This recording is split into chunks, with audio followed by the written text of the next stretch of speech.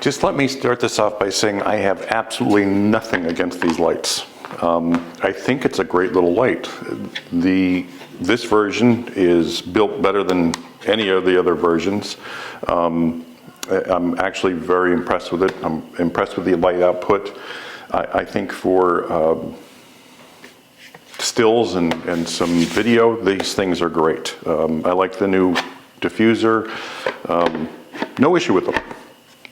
But, and by the way, this is the original EOS.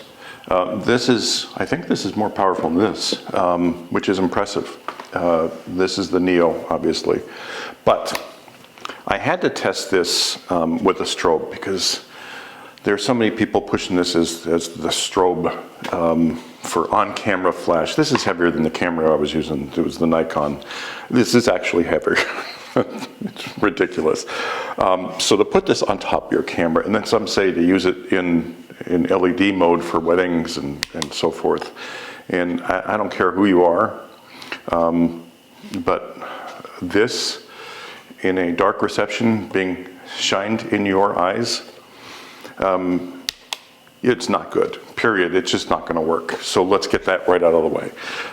This is a flash, you know, the flash on the Fuji 100V is more powerful than this. This will probably come in at a guide number of about 4 or 5 in full power. So just to give you an example, I'm going to do a really quick test here and show you what the output is on this. For an LED light, it's great. It has such great features. It's very, very usable, but do not get sucked into this for flash. You know, no matter what they blow up your ass, unless you're shooting 1600 ISO or above, it's just, I don't know. That's just my opinion. Now, if you shoot at 1600 and 3200 ISO and don't care about it, great. But at $600 or $649 and one spare battery, wow. Yeah, I'd buy a couple speedlights. Just my opinion. Anyway, here's a quick test and we'll take a look together. Thanks. Okay, so let's get this rolling because I've wanted to do this for quite a while. And I know a lot of you have come at me because of my comments on the Neo 3 and people saying they use it for weddings and it's great for the bride and groom and all that stuff. As a constant light, it's not.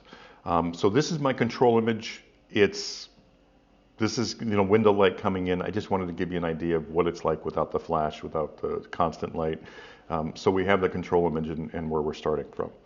You know, so there was some light coming on from the window, but I had the camera set at ISO 100, 1/80th of a second, and f4 because I wanted to pull down that light. So here is the image with constant light from the Neo 3, 5400 Kelvin, and that's it. You know, this is the flash. Is there a boost? You know, yeah, I guess there's a boost. The different thing here is, do you see the magenta tint from the flash?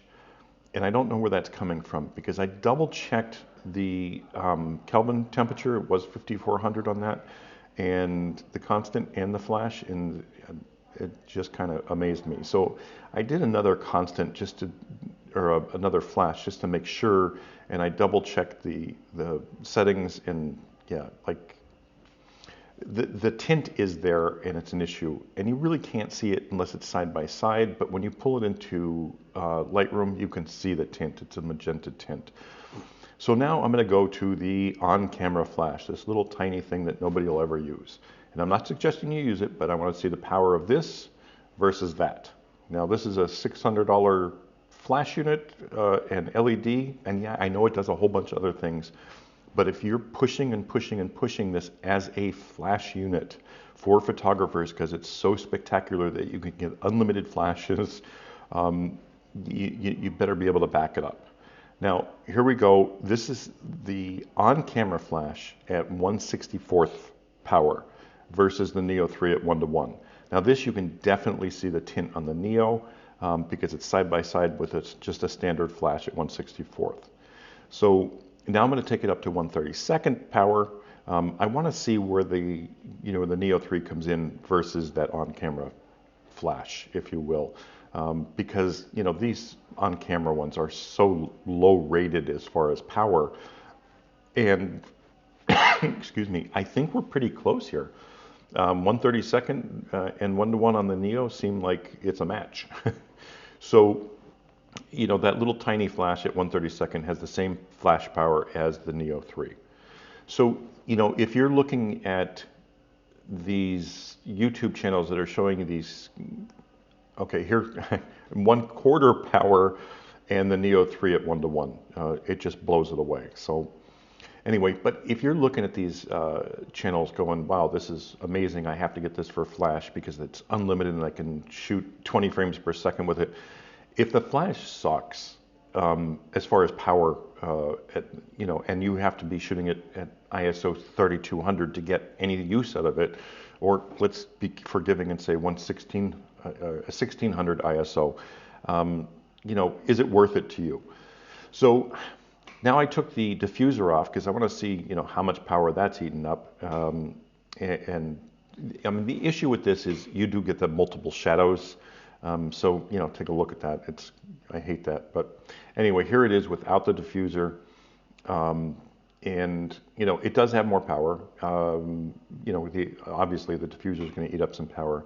But this is the Neo 3 1:1 versus on-camera flash 1/4. It's still not quite there yet. Now, here is the Neo 3 flash 1:1 with diffuser, and I'm going to exposure match this just to see that tint to make sure I wasn't seeing things, but it's still there. Now, for those of you who don't mind shooting at higher ISOs, I moved in a little bit closer, and I shot that one at 100. This one is at 200. The next one is at 400, and the last one is at 800. I wanted to say this, or shoot this like really quick, because I didn't think it was fair that I'm saying ISO 1600 and 3200. You can get away with this at ISO 400 or 800 if you want to pump it up. I love the light. You got to remember that. I do love this light, but as a strobe, I'm just not impressed with it as a strobe. That's my last 2 cents.